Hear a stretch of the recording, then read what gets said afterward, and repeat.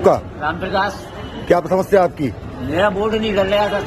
क्यों नहीं डल रहा है? वो कह रहे हैं कि तुम्हारा वोट पड़ गया अंदर पड़ गया है? हाँ। तो आप चैलेंज वोट के लिए कहा आपने उनसे? मैं तो अभी आ रहा हूँ सर, गांव से बड़ी मुश्किल से आ पाया हूँ और मेरे तो कोई निशान भी नहीं है कि नहीं, निशान पिशान तो सब मिट जाते हैं।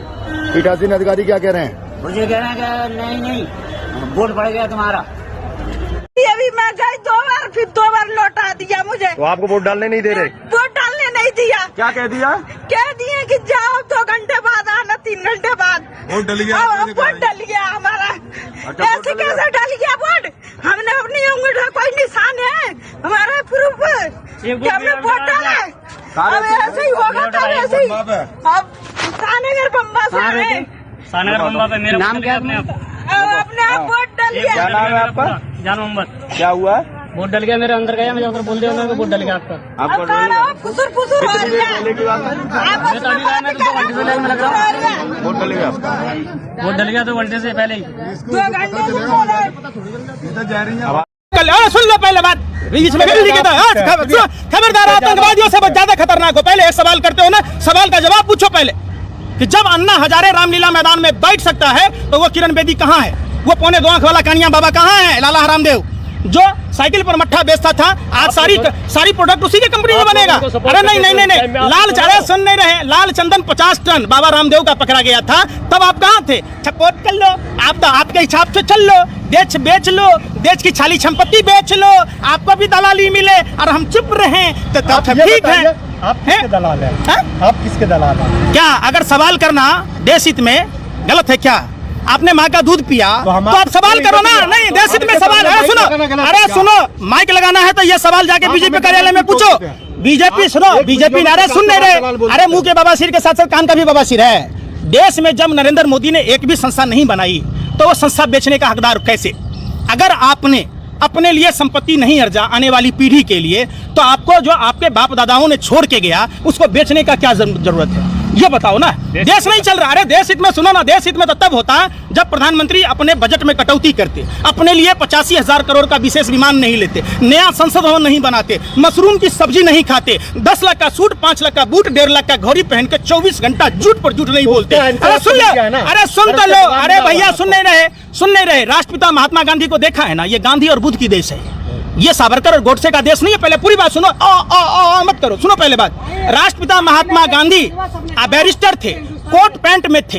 अब जब उन्होंने उनकी सभाओं में महिलाएं नहीं आती थी तो उन्होंने कहा कस्तूरबा जी से कि कस्तूरबा जी आप महिलाओं से पूछो वो क्यों नहीं आ रही हैं। तो महिलाओं ने जवाब दिया कि मेरे घर में एक ही साड़ी है, मेरी सास पहनेगी, मेरी ननद पहनेगी, मेरी देवरानी पहनेगी, जेठानी पहनेगी। एक साड़ी है तो बारी बारी से नंबर आता है। महात्मा गांधी सुन, ये पूरी बात नहीं सुन रहे। महात्मा गांधी जी ने उसी दिन कोट पैंट उतार कर एक धोती में और एक लाठी में पूरे भारत को आजाद कराया। तो वो बात नहीं कीजिएगा। अगर प्रधानमंत्री जी सच्चे देशभक्त थे, मेरी माँ तलता बर्तन तलती थी, बाप दाई बेचता था, मैं तो फक्कल फकीर हूँ, तो भैया पूरे हिंदुस्तान को ना वैसा फकर फकीर बना देते। आपने कहा महात्मा गांधी ने एक धोती और एक लाठी से देश को आजाद करवाया, तो फिर ये 20-20, 21-21 साल के उम्र में फांसी पे झूले थे, भगत सिंह हो गए, राजगुरु, सुखदेव हो गए, ये लोग सुभाष चंद्र बोस की जो आर्मी टीम थी, ये वो क्या किस काम करे? वो क्या काम है?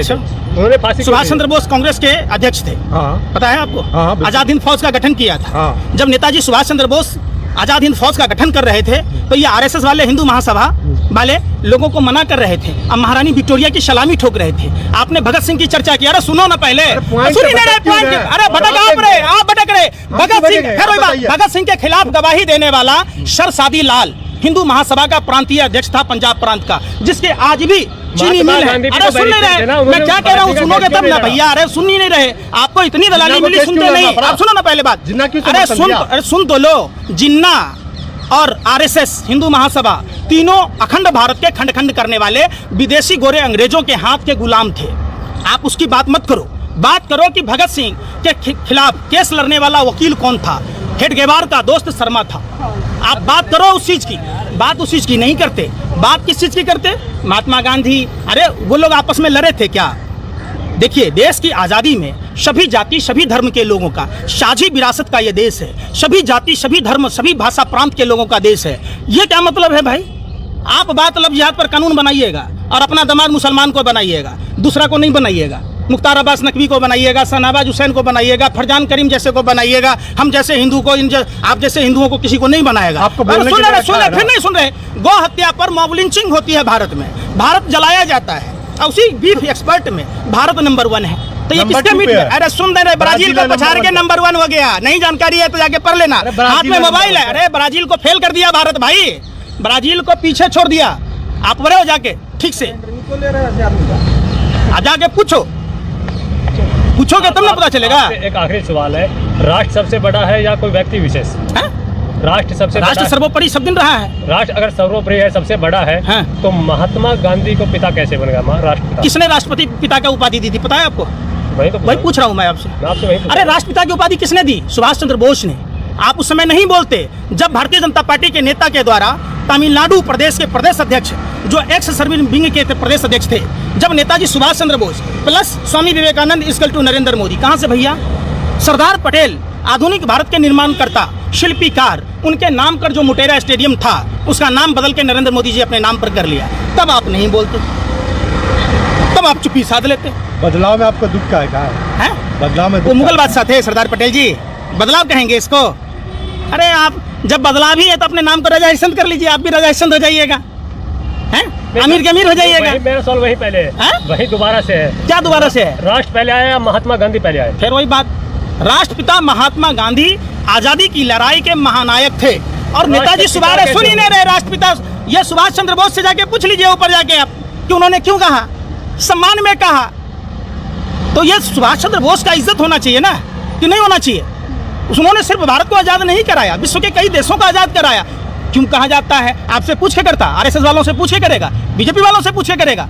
ये सुभाष चंद्र बोस की मन की भावना थी। वो भी तो अपने लेवल पर अच्छा काम करिए। हाँ तो ठीक है, करिए, देश बेचते रहिए, आप लोग गुलामी करते रहिए, आप लोग गुलामी करते रहिए निजीकरण के नाम पर, एनपीए के नाम पर अपने व्यापारिक मित्रों का पैसा माफ करते रहिए और पार्टी फंड में चंदा देते रहिए। आपके बच्चे हैं? अरे हमको शादी करके नरेंद्र मोदी की तरह जसोदा बेन को छोड़ दिया कि हमसे पूछ रहे हैं बच्चे हैं, जिनके पुर्जे थे ढीले, उसमें ऊर्जा कहाँ से आएगा जो खोज रहे हैं? हर कोई अपने बच्चे को प्राइवेट में क्यों पढ़ाना चाहते हैं? अगर स्कूल पर ये सरकार का काम है ना भाई, एक समान शिक्षा नीति लागू करना, एक समान स्वास्थ्य नीति लागू करना। अगर नरेंद्र मोदी जी चाहते प्रधानमंत्री बने, 7 साल हो गए, 7 साल में विकास बताइए। एक बनारस में आप बता दीजिए, जो प्रधानमंत्री ने कहा 5 गांव आदर्श बनाने की बात, 35 गांव बता दीजिए, मान लेंगे। तो आप वो बात नहीं पूछेगा, सवाल ही नहीं उठता। 100 स्मार्ट सिटी की बात की, वो नहीं पूछेगा। अच्छे दिनों की बात, बिहार के 17 जिलों में बाढ़ आती है, कोसी, कमला, गंडक, बागमती, महानंदा नदियों के लिए।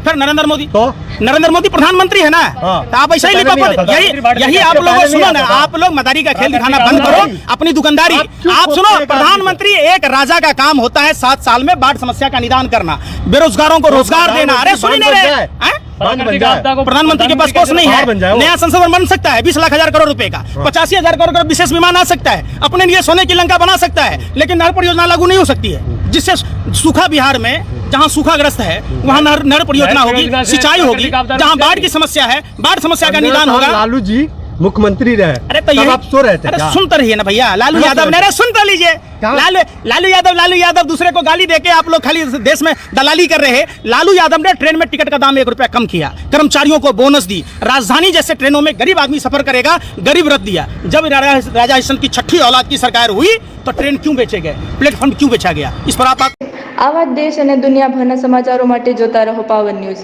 પાવન ન્યૂઝ ચેનલને હમણાં જ સબસ્ક્રાઇબ કરો, બાજુમાં આપેલ બેલ આઇકન પર ક્લિક કરો, વિડીયોને લાઇક કરો, વોટ્સએપ પર શેર કરો અને જોતા રહો પાવન ન્યૂઝ। हिंदी भाषी समाचारों के लिए विजिट करें हमारी वेबसाइट www.pavannews.online पर।